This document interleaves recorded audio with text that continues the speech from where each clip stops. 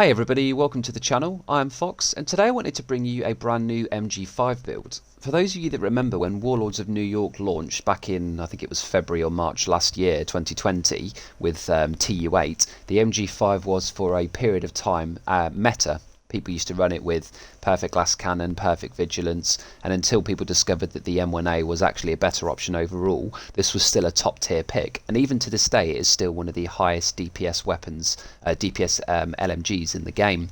It's certainly top of the pile of the larger mag sizes by actually quite a country mile, even after its nerf. And the only LMGs that typically beat it are a well stacked Pestilence build and the two smaller mag LMGs, so like the L86, for example. Both of those weapons, whilst they have a very small mag, they usually have only about 50 in the mag or so. They do actually hit harder. What I wanted to do with this weapon was find a build that I can essentially use it very reliably. So I've specced a lot of weapon handling onto this build. We've got a ridiculous amount of healing with clutch and even more weapon damage from Sawyers. So we're kind of ticking all the boxes. Now, yes, of course, the per bullet damage of this build will be lower than the more traditional version that came out in TU8 with, glass cannon and so on. But the whole point of this is to not just to go for the biggest damage per bullet, but to go for a very high amount of burst damage, but also with a very large amount of utility. At the end of the day, if you're always down and you can't heal very easily and you're missing half your shots and spending 5 seconds to reload, it kind of defeats the point as the time that you do have your weapon damage up. With all the aggro that an LMG build pulls, I just don't think that's viable. And this alternative, yes, it does less damage, but it actually kind of makes up for it with all of the combination and the synergy of the gear set and brand sets that we have on this build. So what I will do in the usual fashion is go through the build to explain why I've made the choices that I have, and then I'm going to demonstrate how it works in the firing line with the Frenzy talent, at which point I'll load into a solo heroic mission to demonstrate the damage capabilities of this build.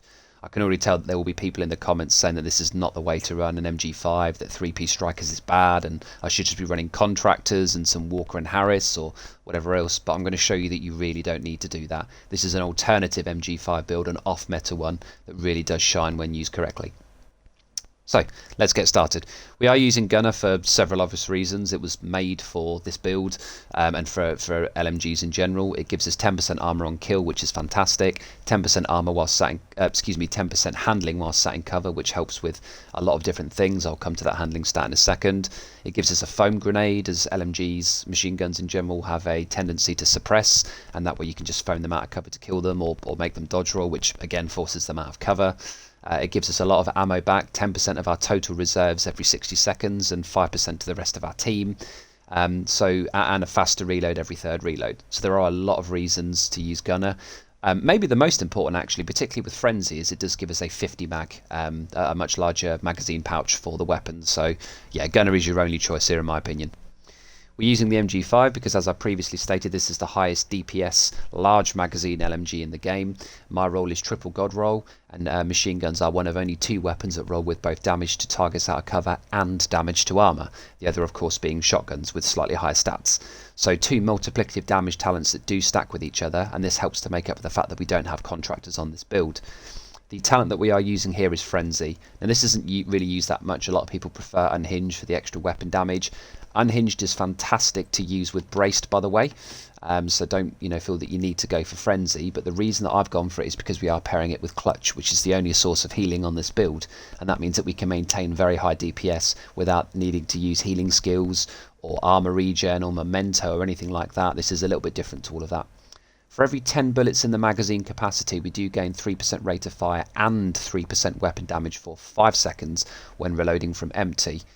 So this is fantastic. It gives us a huge DPS burst whilst maintaining the high stability and accuracy that we've been able to achieve on this build, and it means that you can absolutely melt down bosses and heavies and warhounds, because at the end of the day, who cares about gold bars, purples and reds? You can kill them with any build. This, the whole point is to be effective against the difficult stuff, and that's where Frenzy really comes into play.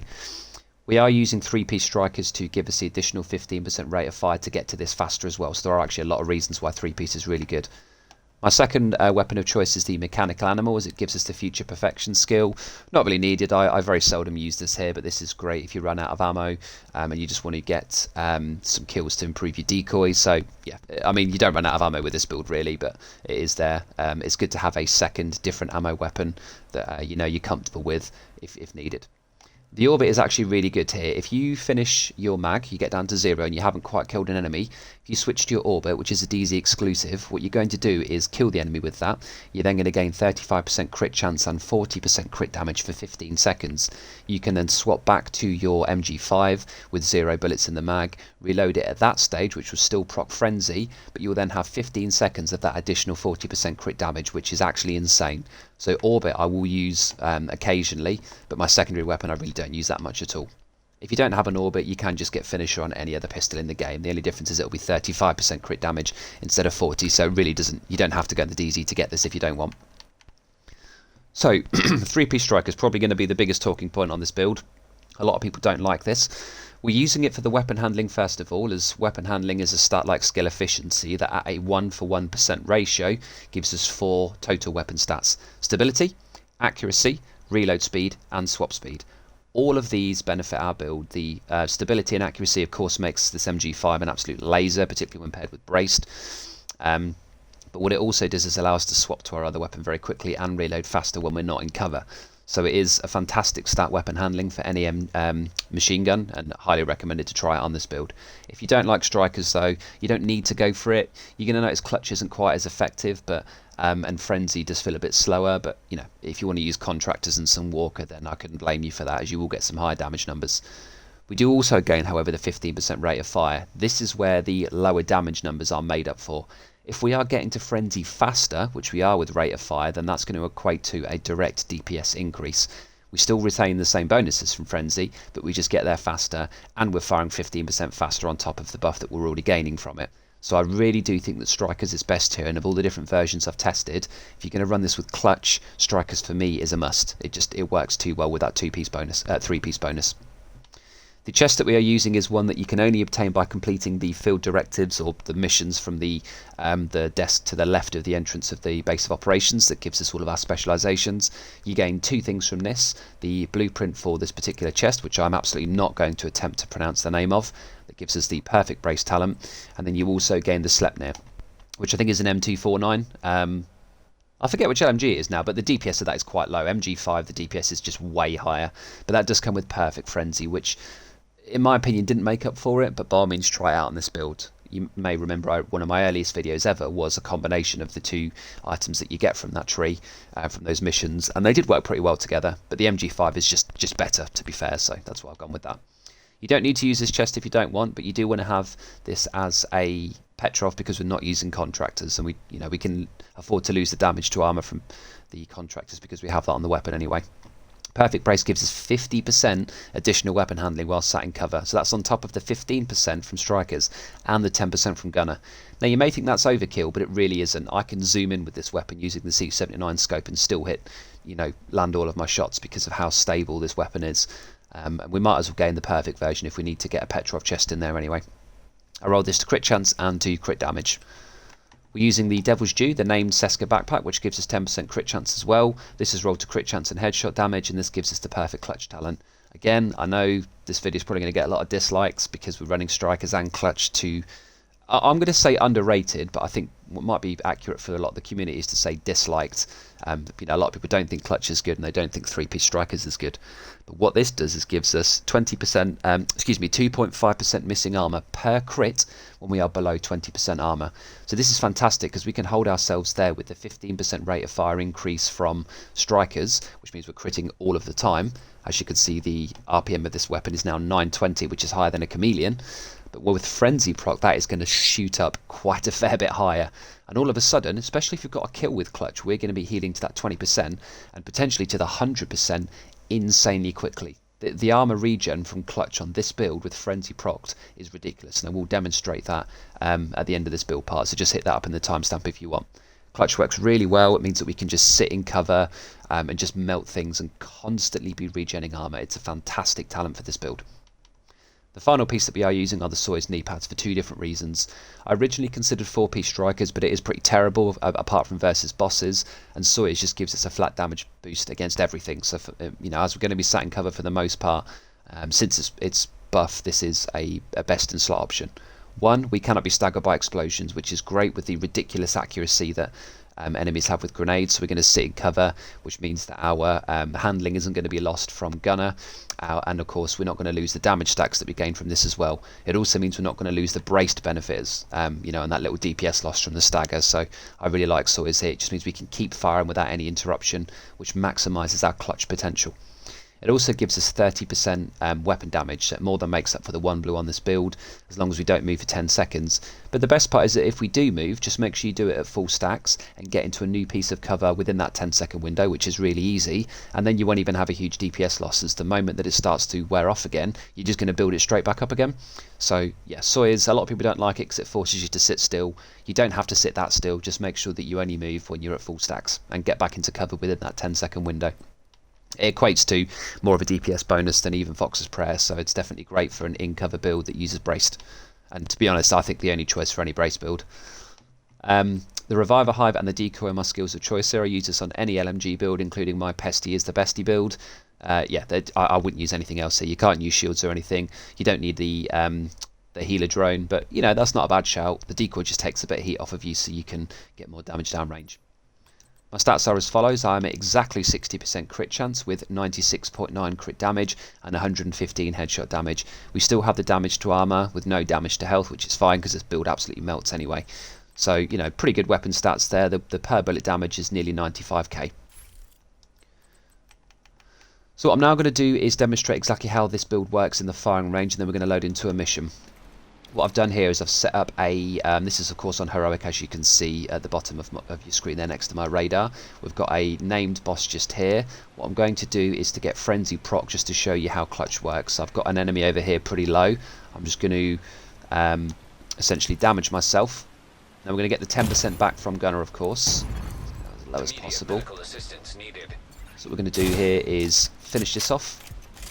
Get the very fast reload off. I'm not even going to go for headshots here. Now watch my armor.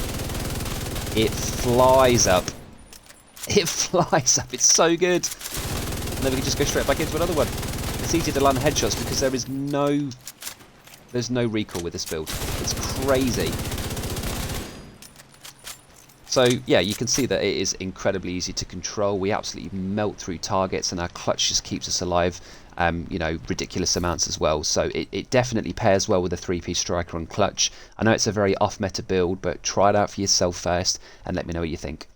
What we're now going to do is load into a solo heroic mission so I can show you this in action. So here we are at the end of Lincoln Memorial. I decided with this video not to go for the entire mission because it's a little bit boring just watching a build that can kill red bars and purple bars easily do that. You know, we all know that the majority of 5 to 6 red builds out there don't have any issues. Where this build absolutely shines is against heavies, warhounds and bosses, as I stated earlier. So I just wanted to show you what it's like against the 3 bosses at Lincoln Memorial. It's a pretty crazy fight if you're by yourself. And I feel like that's the best place to demonstrate it. If you're not a fan of this change of format, please let me know in the comments if you'd rather see how it performs against other enemies as well. I don't mind just sort of, you know, covering the whole mission or at least more parts of the mission. But yeah, I felt for this build it was better just to show you, you know, where it shines at most, which is against the difficult fights anyway, because in my opinion, you know, as I said before, I don't want to just keep showing the same missions and the same sort of performance in those missions, as yeah, I don't think it's going to bring too much to the channel. Vital signs critical. Let's get the old decoy down first, because that grenade boy is going to...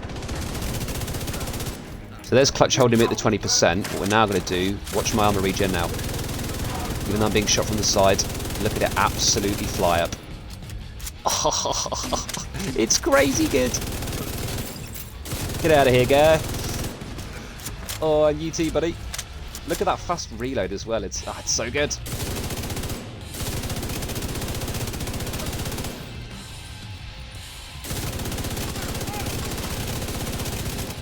No turret for you, good sir.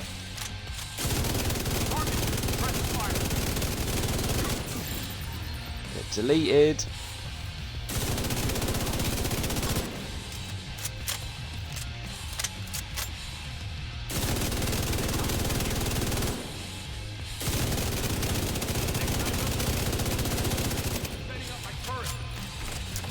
This is where we want to switch to orbit, switch back, get the reload off. Now watch this.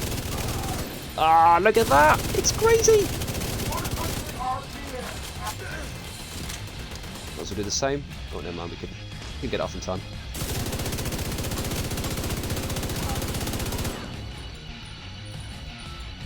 As long as we put that red bar first, we'll have the full clutch capability. It's not a necessity for this build, you don't need it.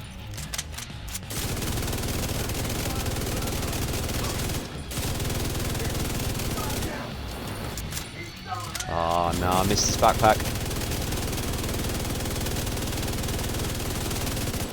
Again, all of the additional weapon handling means that we can hit fire with great accuracy as well. There we go, that's what I was looking for. Go on ahead, back up. The team from the campus is So hopefully that demonstrated enough just the strengths of this build and where it really shines. If you can get those combos down right, get your frenzy to proc whilst you've got the 100% clutch off, you just hit, excuse me, heal insane amounts. Do crazy amounts of DPS as well, and particularly when paired with the orbit, when you run out of ammo, if you see an enemy that like a red bar that's got, you know, not a huge amount of health left, just swap to this quickly before you reload, get the kill, swap straight back to this, then reload, and you're going to have 40% further additional crit damage with the frenzy talent, and of course braced, keeping your bullets hitting true, reloading fast, clutch keeping you healed to the max. And yeah, the 3-piece strike has given you the additional rate of fire and handling to just sort of enhance everything else that we spoke about. I really like this build. It seems to work very well against bosses. I feel it's less effective against just generic ads in the sense that a Hunter's Fury build can kill them faster, but this absolutely makes up for it against bosses. And you know, I know I keep saying this, but that's what really counts, doesn't it? What's the point in having a build that can kill red bars when it sucks against bosses? I'd rather it be a build that can still kill red bars but absolutely destroy bosses and heavies and warhounds, and that's exactly what this build does. Please do let me know your thoughts in the comments, if you would make any changes here. I'm going to guess a lot of people are not going to like clutch or strikers, but same thing I ask with every video, just try it first, and then sort of let me know your honest opinions. I don't mind negative feedback because it helps you understand what you guys like, but I do ask that you try it first, because a lot of people just look at a stat sheet and think, oh, that's terrible, my build does more damage than that. Do you know what? It might, but can it do as much damage while staying out of cover as long as there's some with all the health regen and the accuracy? Maybe not, and you won't know that until you try it. Thanks again for watching. Thank you for the continued support of the channel. Don't forget to hit that like and subscribe option and the notification bell to be notified of my future content, and I will see you all in the next video.